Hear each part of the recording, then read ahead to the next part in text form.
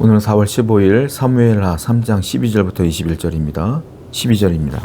아브넬이 자기를 대신하여 전령들을 다윗에게 보내어 이르되 이 땅이 누구의 것이니까? 또 이르시되 당신은 나와 더불어 언약을 맺사이다. 내 손이 당신을 도와 온 이스라엘이 당신에게 돌아가게 하리이다 하미. 아브넬은 이제 이 자기가 세운 이 나라를 다시 다윗에게로 돌려주기로 결정합니다. 왜냐하면 지금 갈등이 생겼잖아요. 그러니까 이제는 다윗에게로 돌려주기로 결정을 하여 다윗에게 전령을 보냅니다. 내가 이 나라를 당신에게 다 돌려주겠습니다. 당신이 왕이 되시오 라고 하는 전령을 보내는 장면이 나오게 돼요. 여러분 참 대단하고 참 재밌는 게 뭐냐면 아브넬은 다윗의 사울의 군대 장관이었고요. 그리고 그는 다윗의 적대적인 관계였던 사람이잖아요. 근데 그 아브넬이 어떤 사건에 의해서 완전히 뒤집어진 거예요. 그래서 오히려 다윗이 왕이 되는데 큰 헌신자로 사용되는 것을 보게 돼요.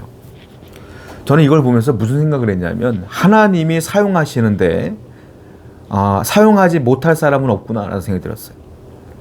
하나님은 하나님을 사랑하는 사람도 사용하지만 하나님과 상관없는 사람도 사용하시는구나. 왜? 하나님의 뜻을 이루기 위해서는 그 모든 것들이 다 하나님의 도구에 불과한 거야. 여러분 기억하세요. 하나님은 어떻게 일하냐면 하나님의 사람들과 약속한 것을 이루시기 위해서 일하시는데, 그런데 하나님은 이 약속한 하나님의 백성들과 약속한 이 일을 이루기 위해서 그 사람들의 적들도 이용하더라 라는 거예요. 그러므로 중요한 게 있어요. 여러분들이 하나님의 사람이 되면 돼요. 하나님께 인정받는 사람이 되면 돼요. 하나님의 약속을 받으면 돼. 그러면 반드시 그 약속은 어떻게든 이루어지게 되어 있다. 하나님은 그렇게 섭리하시는 분이다라는 거예요. 13절부터 볼게요. 다윗이 이르되 좋다. 내가 너와 언약을 맺거니와 내가 네게 한 가지 일을 요구하노니 나를 보러 올 때 우선 사울의 딸 미갈을 데리고 오라. 그리하지 아니하면 내 얼굴을 보지 못하리라 하고, 다윗이 사울의 아들 이스보셋에게 전령들을 보내 이르되 내 처 미갈을 내게로 돌리라. 그는 내가 전에 블레셋 사람이 포피 100개로 나와 정원한 자니라니. 이스보셋이 사람을 보내 그 남편 라이스의 아들 발디엘에게서 그를 빼앗아 오매. 다윗이 이 아비새의 요구를 들어주는데 이렇게 표현을 합니다. 대신 조건이 있어. 내가 원래 첫 번째 아내가 있었는데 사울의 딸이었던 미갈이 내 첫 번째 아내다. 내가 분명히 정당한 방법으로 아내를 받은 거야. 블레셋 사람 포피 100개로 내가 그 미갈을 얻지 않았느냐. 너도 알고 있는 것처럼. 그러니까 그 미갈을 데리고 와라. 그럼 내가 이 회담을 내가 성사시키겠다 라고 얘기하는 거예요. 다윗은 정당한 방법으로 얻은 자신의 아내를 다시 돌려받기를 원하고 있어요. 원래는 미갈과 함께 살다가 사울이 다윗을 죽이려고 했기 때문에 다윗이 도망자가 되었잖아요. 도망가다 보니까 미갈은 홀로 남게 되어 있는 것이고, 사울이 미갈을 다른 남자한테 결혼시켜 버렸어요. 그 남자 이름이 발디엘이라는 사람이에요. 이 얘기를 듣고 그 사울의 아들 이스보셋이 그 발디엘에게서 그 미갈을 빼앗아서 다윗에게 줍니다. 이 장면을 보게 돼요. 아주 복잡하게 얽혀있는 문제죠. 다윗에게는 이 문제를 해결할 만한 능력이 없었어요. 그동안 내 아내를 데리고 올 수 없는 상황이 있었잖아요. 복잡하게 꼬여있는 이 문제를 하나님은 하나하나 풀어주시더라라는 거예요. 여러분들이 생각할 때 아무리 복잡해 보이는 문제라 할지라도요, 하나님이 그 문제를 풀려고 마음만 먹으시면 금방 풀려요. 이 문제가 풀리기 시작합니다. 이 꼬여있는 문제들이 아주 수월하게 풀리는 것을 보게 돼요. 성도 여러분, 여러분의 인생에 있는 모든 문제들, 어려운 문제들, 답답한 문제들 하나님이 풀면 풀립니다. 그러므로 하나님께 구하시는 여러분 되기를 축원드립니다. 17절부터 볼게요. 아브넬이 이스라엘 장로들에게 말하여 이르되 너희가 여러 번 다윗을 너희의 임금으로 세우기를 구하였으니 이제 그대로 하라. 여호와께서 이미 다윗에 대하여 말씀하시기를 내가 내 종 다윗의 손에서 내 백성 이스라엘을 구원하여 블레셋 사람의 손과 모든 대적의 손에서 벗어나게 하리라 하셨습니다라고 아브넬이 또 베냐민 사람의 귀에 말하고 아브넬이 이스라엘 베냐민 온 집안 사람을 선하게 여기는 모든 것을 다윗의 귀에 말하라고 헤브론으로 가니라.